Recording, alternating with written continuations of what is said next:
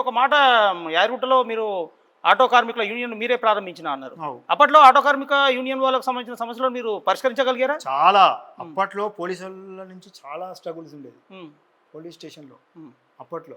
ఎంతకాలం కొనసాగారు ఆ పదవిలో మీరు ప్రారంభించి అప్పుడు యూనియన్ బాధ్యతల్లో? అప్పుడు నేను పట్టణ కాంగ్రెస్ అధ్యక్షునిగా మొదటిసారి ఉన్నప్పుడు ఒక 4 సంవత్సరాలు కొనసాగిన. తర్వాత దాని నుంచి నేను విశ్రమించిన. తర్వాత వేరే వాళ్ళు అయినరు. తర్వాత రూమ్లా యూనియన్లో నేను గౌరవ అధ్యక్షునిగా అయినా. వాళ్ళ దాంట్లో మేము అధ్యక్షుని చేసినాం. లాడ్జి నిర్వాహకులు కార్మికులు పనిచేసేవాళ్ళు రూమ్లా యూనియన్ కార్మికుల దాంట్లో వాళ్ళనే ప్రెసిడెంట్ చేసిన, సెక్రటరీ చేసిన. నేను వాళ్ళకు గౌరవ అధ్యక్షునిగా ఎలక్ట్ అయినా. కానీ ప్రతి సమస్యకు నేనే ఉండేది, వాళ్ళకు ప్రతి దానికి నేనే ఉండేది. వాళ్ళకి ఏదైనా సమస్యలు వచ్చినా పోలీసుల వల్ల ఎలాంటిది ఉన్నా కూడా నేనే ఉండేది. అధికారం ఉన్నా అధికారం లేకపోయినా అండగా మాత్రం ఇలా పడ్డా. ఇదే కాదు, అసలు వాస్తవాన్ని చెప్పాలంటే నేను ఇందిరాగాంధీ, రాజీవ్ గాంధీ వర్ధంతులు చేసినప్పుడు అసలు విషయం మీకు చెప్పలేదు. సరళాదేవి గారు కాదిబోర్డు సభ్యురాలు, తిమ్మారెడ్డి గారు ఆయన దాదాపు 7 అడుగులు ఉంటాడు, ఆజానుభావుడు ఆయన. వారి వల్ల నేను ప్రశంసలు పొందిన. వాస్తవానికి మీరు చేస్తున్న కార్యక్రమాలు వాళ్ళు నన్ను పట్టణ కాంగ్రెస్ అధ్యక్షుడిగా అయినప్పుడు నన్ను కొంచెం చిన్న చూపే చూసారు. ఎందుకంటే ఏంది నా చిన్నోడు ఏం చేస్తాడు అనుకున్నారు. వాస్తవాన్ని నా ఏజ్ 26 సంవత్సరాలు. అప్పట్లో పట్టణ కాంగ్రెస్ అధ్యక్షునిగా నేను ఎలక్ట్ అయినప్పుడు 26 సంవత్సరాలు. 26 సంవత్సరాలు నేను పట్టణ కాంగ్రెస్ అధ్యక్షుడు. వాస్తవానికి బాధ్యతలు దానికి కురువృద్ధులు కావాలి. 55 సంవత్సరాల పైబడి ఉన్న వాళ్ళు మాత్రమే ఎలక్ట్ అవుతారు. వాస్తవానికి 50 పైనే. 26 సంవత్సరాలకు పట్టణ కాంగ్రెస్ అధ్యక్షునిగా ఒక యువకుని అయినప్పుడు మీరు ఇటు కాంగ్రెస్ పార్టీకి ఎంతో సేవలు అందించిన ఒక కార్యకర్తగా, ఒక పట్టణ అధ్యక్షునిగా, నాయకునిగా, అదేవిధంగా ఆటో కార్మికుల కోసం పనిచేసినాం, అదేవిధంగా లాడ్జీ కార్మికుల కోసం పనిచేసినాం. అనేక రకాలుగా నేను పార్టీకి సేవలు అందిస్తూ వస్తున్నా అని మీరు చెప్తున్నారు. చివరిగా మీరు మీ పార్టీ అధిష్టానానికి మీరు ఏం చెప్పదలుచుకున్నారు? చివరగా ఏం కోరుతున్నారు మీరు పార్టీ అధిష్టానం? కోరుకునేది ఒకటే, ఈసారి మా ఎమ్మెల్యే గారికి మంత్రి పదవి ఇవ్వండి.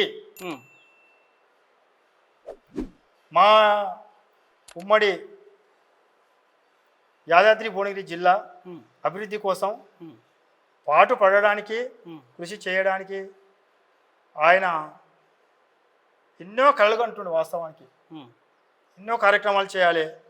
ఎమ్మెల్యేగా ఉంటే నా నుంచి సాధ్యమవుతుందో కాదో అనే ఆలోచనలో ఆయన సతమతం అవుతుంది. వాస్తవానికి మంత్రి పదవి ఇస్తే అభివృద్ధి బాగా ఇంకా వేగవంతం అవుతుంది.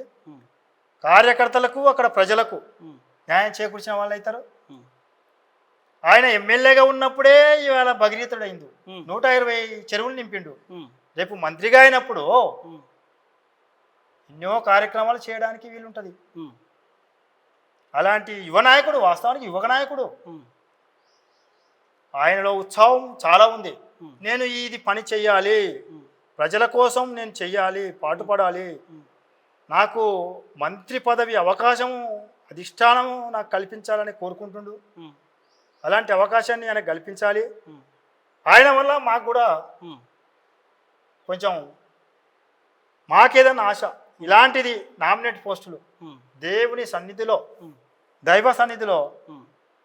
నేను ఇప్పుడు 60 సంవత్సరాలకు వచ్చిన దేవుని సన్నిధిలో నాకు ట్రస్ట్ బోర్డు సభ్యునిగా ఇస్తే సేవలు అందించుకుంటాను. దేవునికి ప్రజల నుండి, భక్తుల నుండి కానుక రూపంగా ఎన్నో సమకూర్చే విధానాలు నేను చేకూర్చే విధంగా అనేక మంది డోనర్స్లను తీసుకొచ్చే అవకాశం చాలా మంది అదే అడుగుతుర్రు. అన్నా ఇక నువ్వు ఎప్పుడైతావు, ఎన్నడైతావు, నీకు అవకాశం రాదా? ఇక ఎప్పుడు ఇదే చెప్పుకుంటూ పోతున్నావు, ఎన్నడైతావు, నీకు పదవి ఎప్పుడు చేసినావు? నువ్వు అసలు 92 నుంచి 98 దాకా చేసినావు, నీకు మళ్ళీ పదవి ఎవరైనా ఇచ్చిర్రా? నీకు పిలిచి ఎవరు ఇవ్వలే, ఏ నాయకుడు కూడా నీ దగ్గర రాలే అంటున్నాను. వాస్తవానికి ఏ నాయకుడు కూడా నిన్ను చూడడం లేదు. మరి ఎలా అంటే నాకు నాడు అవకాశం వస్తుంది, ఇప్పటికైనా అవకాశం లభిస్తుందని నమ్మకం లభిస్తుంది, అది వస్తుంది. అది ఈ రూపకంగా కూడా రావచ్చు, వస్తుందనే నాకు ఆశ ఉంది, బలంగా నమ్ముతున్నా. అది మా ఎమ్మెల్యే గారు చేస్తారనుకుంటున్నా. మళ్ళీ సీఎం గారు కూడా దయదలించి, ఎందుకంటే ఆయన మీద కూడా నాకు ఆశలు ఉన్నాయి. వాస్తవానికి నేను సీఎం గారి దగ్గరికి 2 సార్లు పోయినా, సీఎం కాకముందుకు పోయినా, రేవంత్ రెడ్డి గారు అంతే. పిసిసి అధ్యక్షులుగా అయినప్పుడు ఒకసారి పోయినా, ఎలక్షన్ల ముందు 2024 అక్టోబర్ 21 నాడు పోయినా. నరసింహస్వామి దగ్గర పూజ చేసిన కాండువ, స్వామివారి కాండువ ఉంటుంది మీకు తెలుసు, కాండువను పూజ చేయించుకొనే గాంధీ భవన్ పోయినా. ఆ రోజు గాంధీ భవన్లో అప్పటికే నామినేషన్ చేస్తారు చాలామంది. పోయినాక చాలా క్రౌడ్ ఉంది అందులో. ఎట్లా ఉందంటే బిజీగా ఉంది మొత్తం, టికెట్లు వెళ్ళి సతమతం అవుతారంతా అక్కడ. ఆయన చాలా స్ట్రగుల్లో ఉన్నాడు. Like and subscribe.